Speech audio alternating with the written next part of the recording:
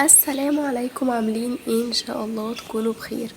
النهارده ان شاء الله انا جايلكم بحاجه مختلفه جدا، مختلفه عن كل مره. انا قررت النهارده اوريكم انا بشتغل فين، او ايه شغلي، او ايه المكان اللي انا مهنتي اللي انا اصلا تعليمي فيها وشغلي فيها، غير اليوتيوب خالص. اليوتيوب يعني أنا لسه بادئه جديد، فمن فتره قصيره جدا. فدلوقتي انا عايزه اوريكم شغلانتي ومهنتي ايه وتعليمي برضو ايه وكده، وهعرفكم كل حاجه خلال الفيديو ده. بصوا انا كده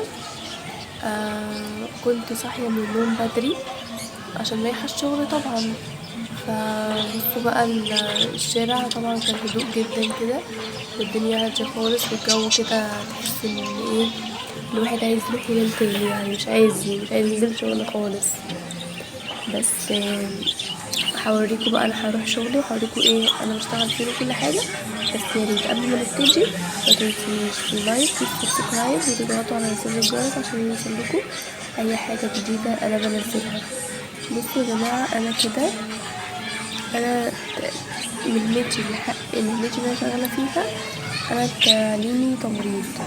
انا دلوقتي في كليه تمريض، لسه طالبه يعني.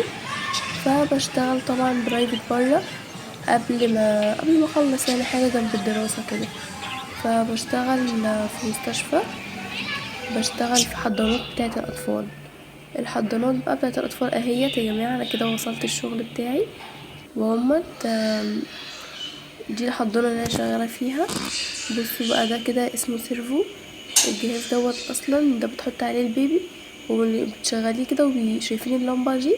ده كده دفايه بتدفي البيبيهات عشان ايه، حرارته ما تقعش ويبقى حرارته تنزل يعني. بس ودي كده كنت عايزه اوريكم الاوضه بتاعه التمريض اللي احنا بنغير فيها. اوضه صغننه خالص كده، بس هي بتمشي يعني بتقوم بالغرض. ودوت جهاز صفرة، ده جهاز البيبيهات اللي بتتحط على صفرة وبتتحط على الجهاز الضوئي ده اهوت. وهي الحضانة صغيرة اصلا مش كبيرة، مفيهاش حالات كتير ومفيهاش حضانات كتير برضو. غير اماكن تانية، في اماكن تانية مليانة حضانات ومليانة اطفال، لكن الحضانة اللي انا شغالة فيها دي فيها تقريبا 7 بس، يعني اخرهم 7 8 اطفال بالكتير قوي. وده مصدر اكسجين دوت طبعا. ده بجد صعوبة جدا ان انا اصلا اركبه او اخلعه، لازم بصوا حد يساعدني. يعني انا دلوقتي ماسكه التليفون فمش هعرف اركبه لوحدي، لازم ايه، اطفي التليفون عشان اعرف امسك كويس. هو اصلا جامد ومحتاج حد يمسك يكون قوي يعني انا اول ما رحت كنت مش بعرف اركبه خالص، ولا كنت بعرف اتحكم فيه. حاليا يعني هو الى حد ما بعرف اتحكم فيه شويه، وبعرف اركبه وبعرف اخلعه. انا حبيت يا جماعه ان انا اوريكم حاجه مختصره كده عن شغلي وعن تعليمي وعن الحاجه اللي انا شغاله فيها وبحبها. ويا ريت لو عجبتكم السلسله دي قولوا لي انتوا عايزين تعرفوا ايه تاني عن الحضانات وعن الاطفال، وانا ان شاء الله هعمل لكم فيديوهات كتير جدا.